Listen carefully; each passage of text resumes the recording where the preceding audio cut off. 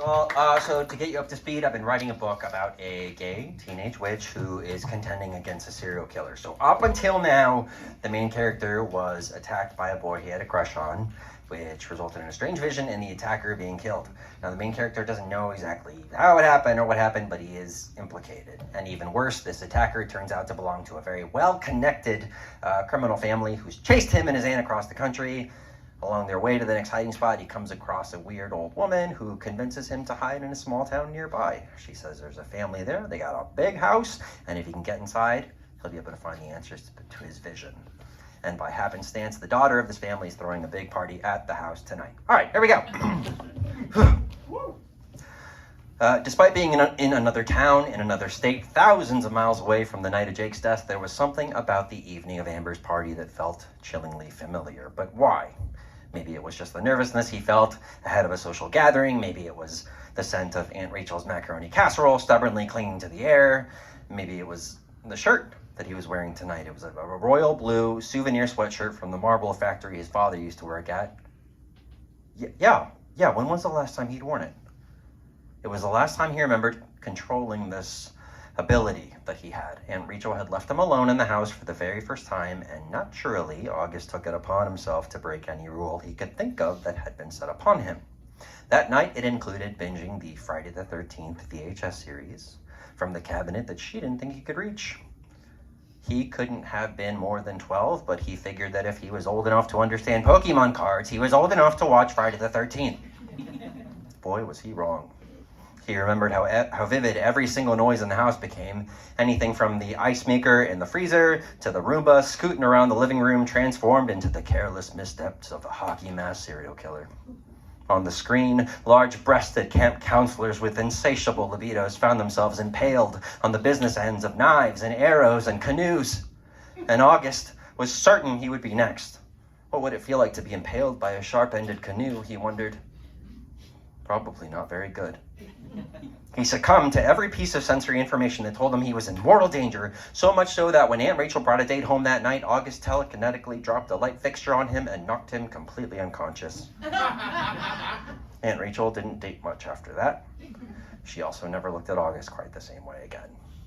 It took some time to learn how to manage those emotions, but August worked at it relentlessly out of fear that he would ever hurt someone again. And the night that Jake died, however, he talked himself down from similar feelings of dread and anxiety, and look how far that got him. Now, he's still looking at himself in that same marble sweater, wondering whether he ought to listen to this feeling of fear or ignore it. He didn't seem to win either way.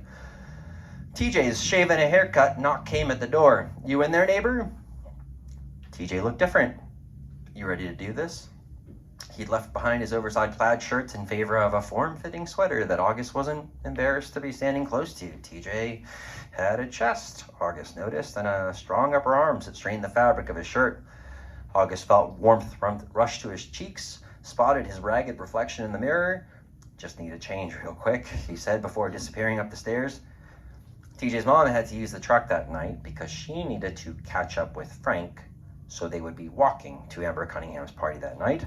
When asked who Frank was, TJ's ordinarily vacant and cheerful expression dropped into something dark and angsty like an Alanis Morissette song, which led August to realize he probably didn't want to talk about it.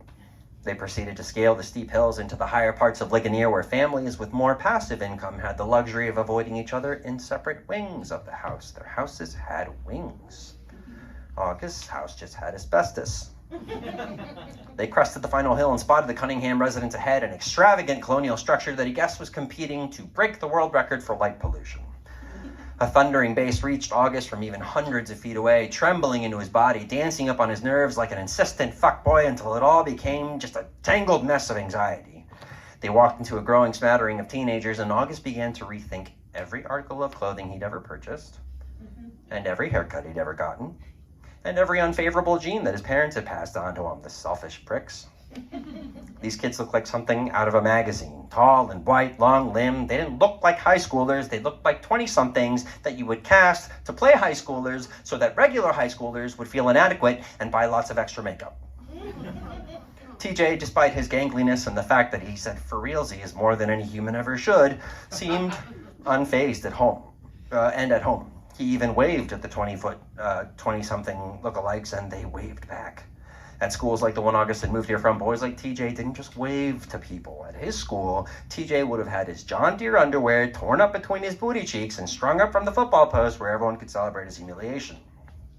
The unfamiliarity reminded August that he wasn't home. He wasn't anywhere near home. He was about as far away from home as he could be without needing a passport, but it still felt like he was on some other planet. And as dangerous and as scary as the people around him felt, August continued to remind himself that he was the one that killed someone.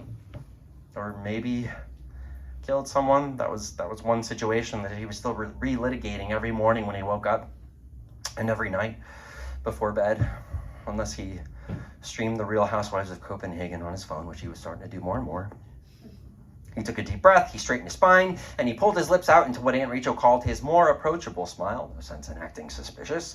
All he had to do was find the box that the psychic truck stop lady told him to find within the house. And yes, he realized how fucking crazy it sounded to follow the advice of a truck stop lady who claimed she could see the future. Ordinarily, you would cross the street to avoid going near people like that, but she knew so much about his past. Whatever the truth was, whether she really knew it or not, he was bound to find out in the next couple hours, and then maybe, just maybe, he could finally be at peace.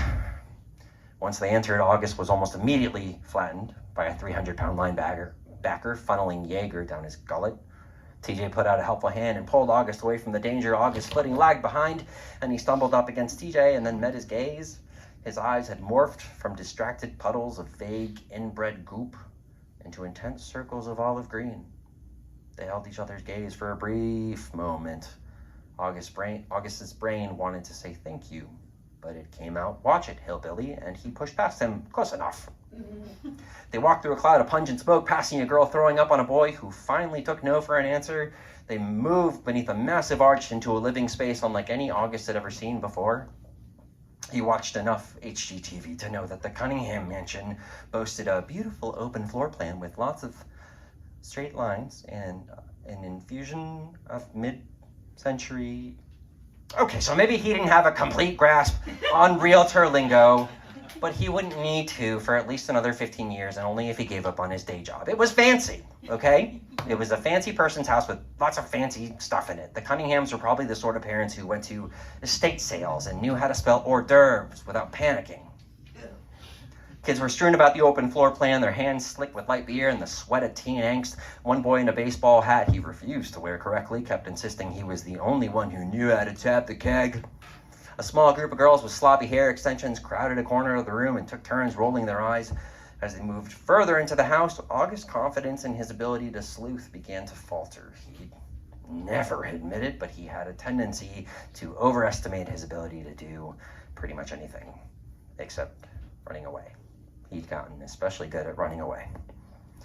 The psychic truck stop lady hadn't told him much. He remembered only that there was a box within the castle of Cunningham that would lead him closer to understanding the truth. She didn't even describe the damn box because she was too busy layering her messages with annoying metaphors and interpretive dance. August glanced around the room as TJ led him through and saw no such proverbial box. There were lots of containers designed to not look like containers, but there was no box. He spotted a stairwell beside the kitchen and started moving toward it so he could see where it led. TJ, who's your friend? August froze and plastered the more approachable smile back onto his face when he realized this person was talking about him. Why is his face like that?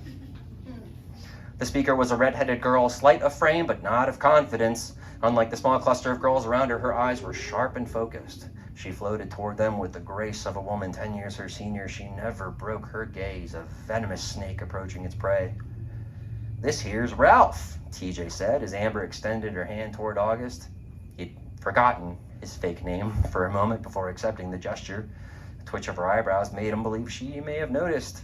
Her hand was smooth but certain as it gripped his. It was a firm handshake, the kind that August's father used to mock him into developing before he died. Yep. Ralph, August confirmed, as though daring her to suggest otherwise. I just moved here. Amber nodded with a disarming smile and took a sip from her drink. From where? Rule number 3.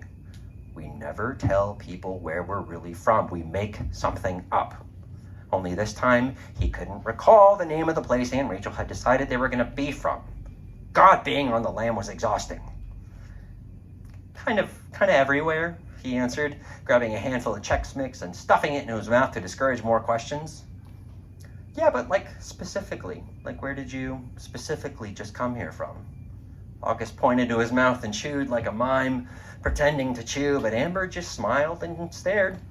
August hoped that at some point one of the girls nearby, Brittany or Christy or McKenna Hensley, as they were most certainly called, would come seeking Amber's attention or validation, but they just took more shots instead. Fremontsburg? He tried. Fremontsburg? An uncomfortable silence. August wasn't sure what possessed him to do so, but he bore his eyes into the back of the nearest other girl's head, willing her to come break this girl's focus. He felt something familiar within him stir. That same familiar feeling he'd been trying to hold back since the night he knocked out Aunt Rachel's date. Break it, he found himself thinking. Break it. Yeah, August said. It's in Virginia. Break it, damn it. The girl he was staring at then spun, almost trance-like, and wobbled over. Oh, I have a cousin from there, she shouted before taking a nosedive into the edge of the countertop. There was a collective gasp and panic as McKenna Hensley started bleeding profusely from someplace in her mouth. August watched in horror, getting pushed back as more concerned partygoers crowded around her. Certainly that couldn't have been him. Could it? Thank you.